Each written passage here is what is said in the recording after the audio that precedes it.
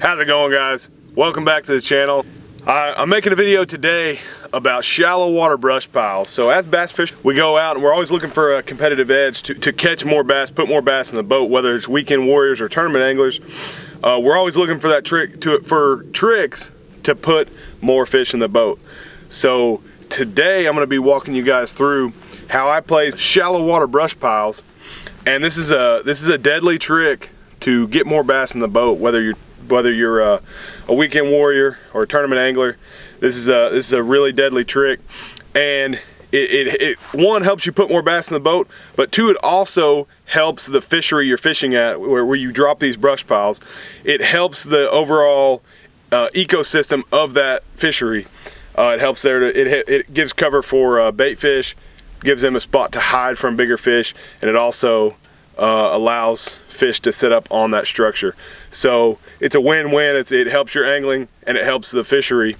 So without further ado, let's get into it. All right, guys, so what we're going to need for this little project is number one, you're going to need cinder blocks, something to weigh down the brush pile. I like to place my brush standing up in the brush pile, which I'll show you guys in a minute. Standing up in the cinder block, rather, to make the brush vertical. You'd be surprised how long these brush piles will stay when they're sitting upright. You'd be surprised how long they last. It can be years sometimes. With a little bit of work, you can get these thrown together, and it's really cheap. So what we're going to need is we're going to need cinder blocks. Like I said, I found these on Facebook Marketplace.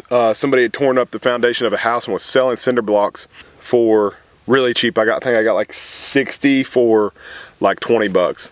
Like you can see, I have double ones, and I have ones with just one hole in them that have been broken off or whatever reason. I actually prefer those because they're lighter weight. You can put just as much brush in them. But anyway, you need that. You need a bag of concrete, which you can pick up at your local hardware store for probably a 60-pound bag under $5. And then you need a bucket of water to let the concrete set up.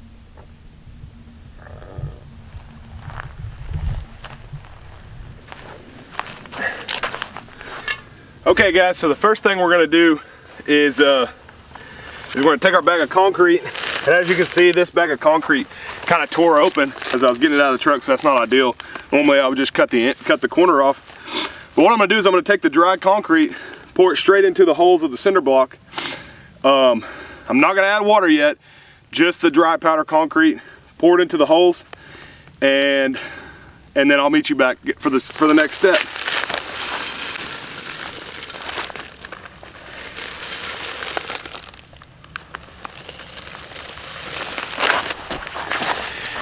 And I broke it open. Great.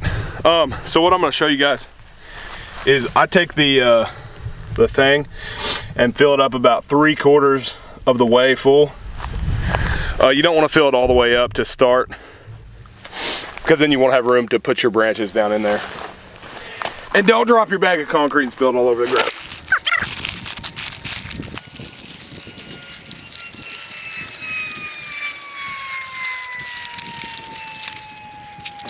Okay, guys, so I got the holes filled up about 3/4 of the way.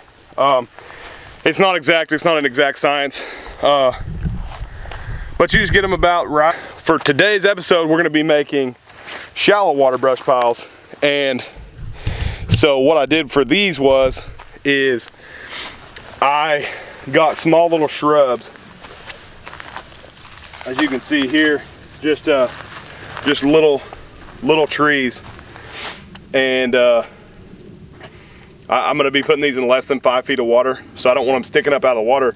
So I got maybe 2 to 3 feet. Look, these are actual cedar trees, but you can just cut off the branches.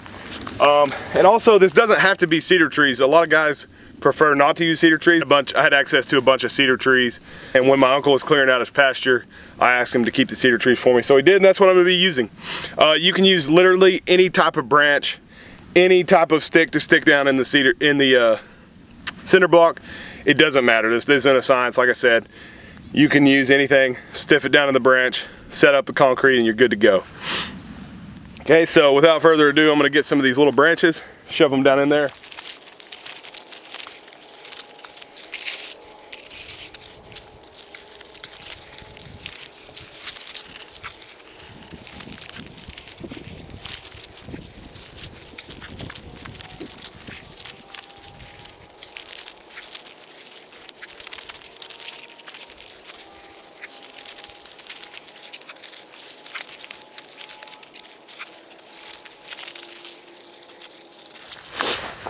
Okay guys, so we got these, I got the brush placed in these cedar trees. And the benefit of placing these shallow water brush piles is that, and I'm gonna be putting these in pretty muddy water lakes, lowland reservoirs, shallow water lakes. And this is really key because anymore with electronics, how far bass fishing electronics have come, is that if you go place a huge brush pile, it's great for fish and you can catch a lot of fish off of it. But the thing is that they're really easy to find for guys on their electronics nowadays. When you have these little bitty brush piles that you place sporadically throughout, it's a great way to go make specific casts. And you can fish them really efficiently. Make a couple casts on it, and if I throw out 10, 15, 20 of these brush piles in a lake, it's really easy to go run those spots and pick up 2 to 3 fish, you know. Sometimes, you know, 10 to 15 fish. Really easy to go run these spots and pick up some fish. It can change your day. Next step is we got the brush placed in the cinder blocks. We're gonna pour some water in them, let them sit up, and then I'll show you guys some blocks that I've made previously that are already set up and finished that we're getting ready to go place out this week. So.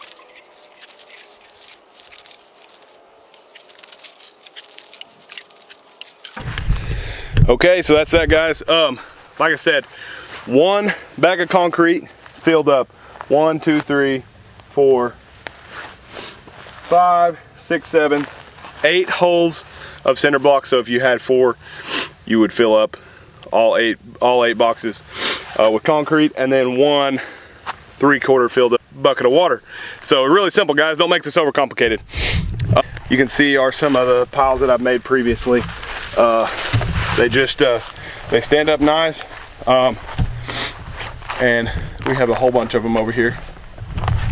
Like I say, all these are made up and ready to go.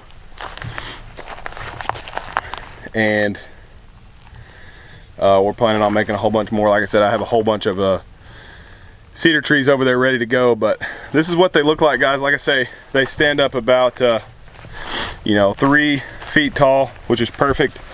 I can throw them out in the water and they'll be hidden from other anglers, and we will you know, it's a great way to go. It's a great way to attract some fish. Anyway, guys, that's it for today's episode. Hopefully you guys got something from this. Hopefully you guys enjoyed it. If you did, please remember to hit like and subscribe, and stay tuned. We're gonna be putting these guys out here this week sometime, and I'm gonna show you guys that. So thanks for watching, guys.